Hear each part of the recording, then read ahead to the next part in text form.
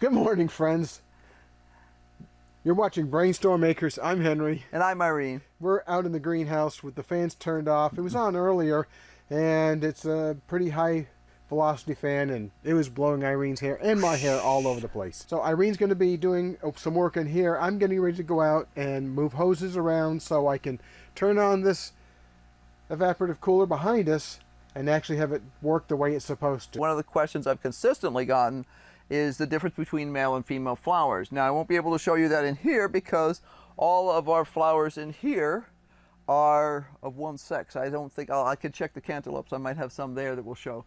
But both tomatoes and this type of cucumber are self-fertile.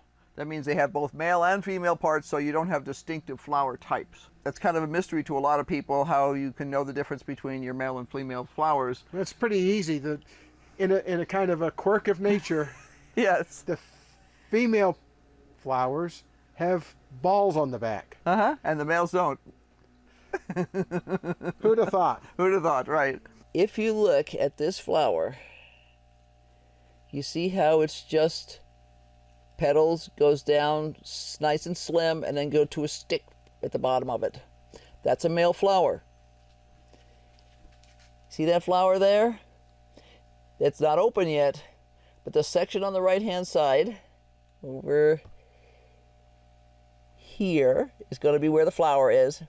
That bump behind it is what Henry said, the female flowers have balls and the males don't. That's exactly what he's talking about.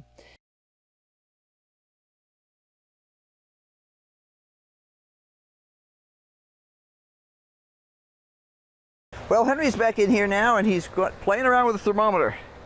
Just turned on the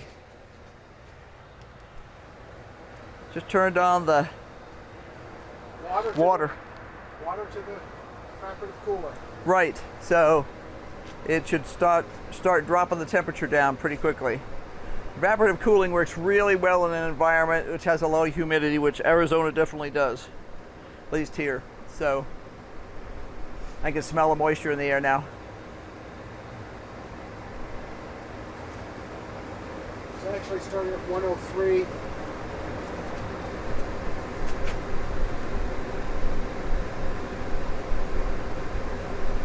Down to 101.8.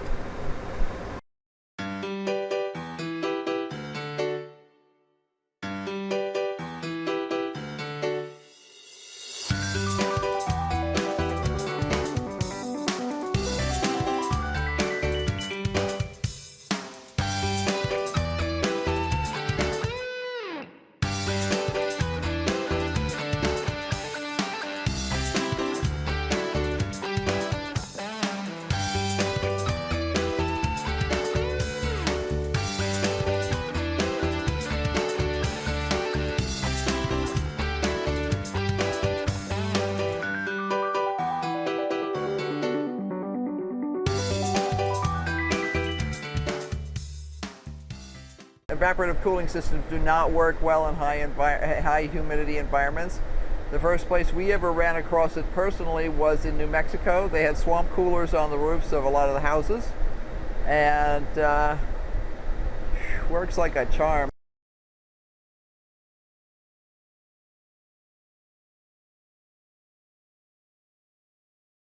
Yes, my head is not chopped off. Excellent. Okay, I am back. And I'm on to my next project today. As you can see, I have a couple of seedling. I have a standard 1020 bottom tray here, and I have some old seedling trays that I had bought annuals in, I don't know, 10 years ago or something, at one of the big box stores. And I have them set up on opposite ends of this bottom tray. Now, you'll notice that this has the usual suspect in it. It has potting soil. This, however, does not.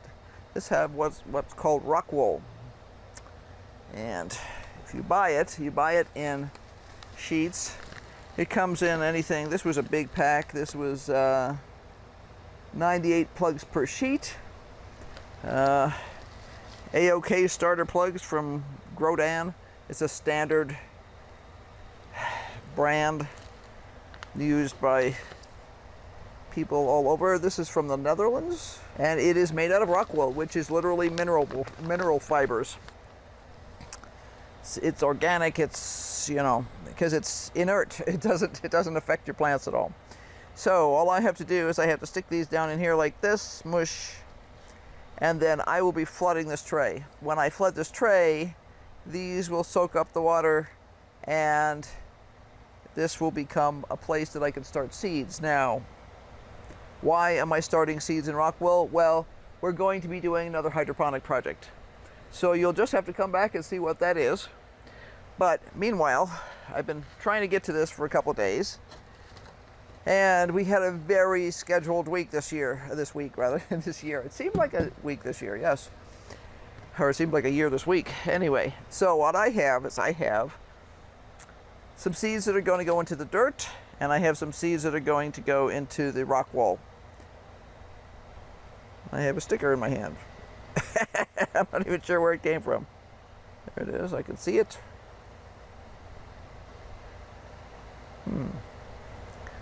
All right, I'll have to get him out later.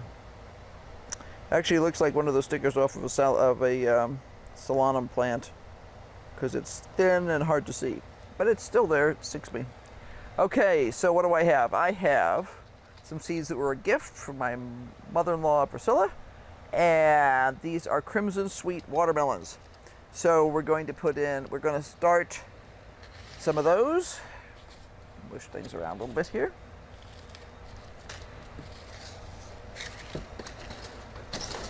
I'm going to start 4 little cells of those. Have no idea how many are going to come up, so I'm going to start 4 on the theory that at least 1 or 2 will probably come up.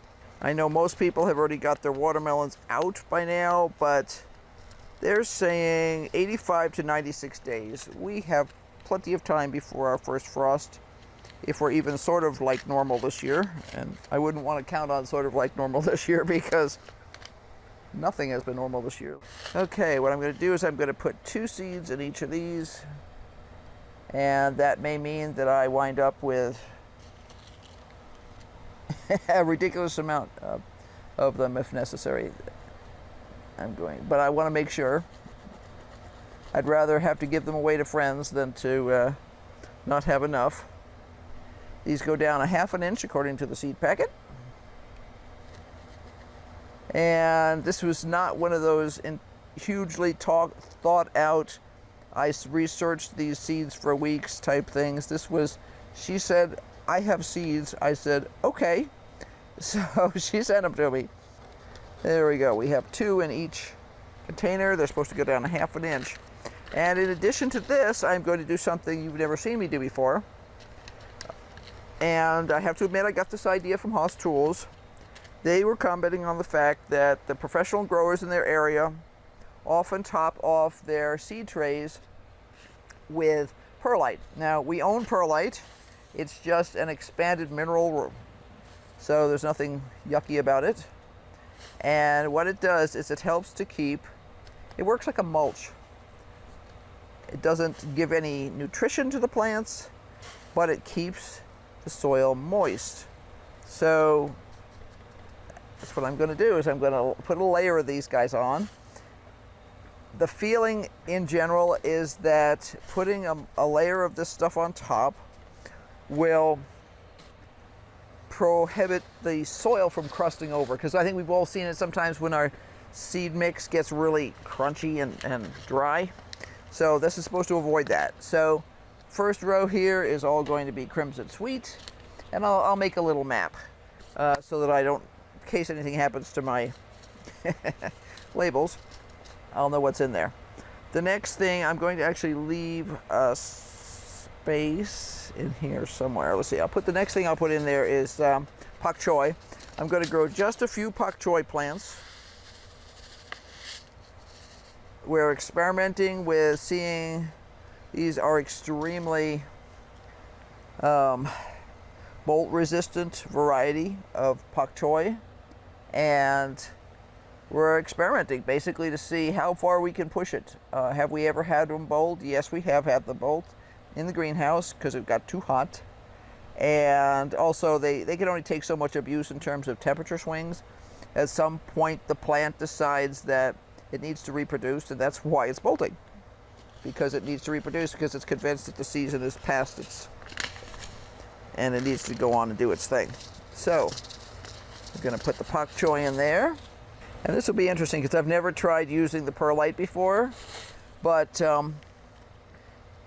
Haas had commented that they occasionally get like algae on top and all that stuff, and this will help with that. And I have definitely gotten algae on my stuff before in the greenhouse, so if I can avoid that, I'd be happy. And the last thing I'm going to put in the dirt is New England pie. This is 105 days to harvest, and we have that much time. So I am just going to put, these are brand new seeds, so I'm going to put one in each hole here. Let's see. Okay, it says an inch and half an inch to an inch deep. Okay, so I'm going to smush it down, and then I'm going to put the perlite on top too. So I would really like to have a ton of these, but I'm already concerned about where I'm going to put them, so we'll see. We'll see. We will find a place. Also, more concerned about how can I keep the squirrels from eating them, but well, that's another story entirely. Okay, so I'm leaving a space in between the pak choi and the New England pie because I suspect, based on the size of those seeds, that they're going to come up big. And I don't want to instantly have my pak choi smushed in there. So let me cover up the New England pie.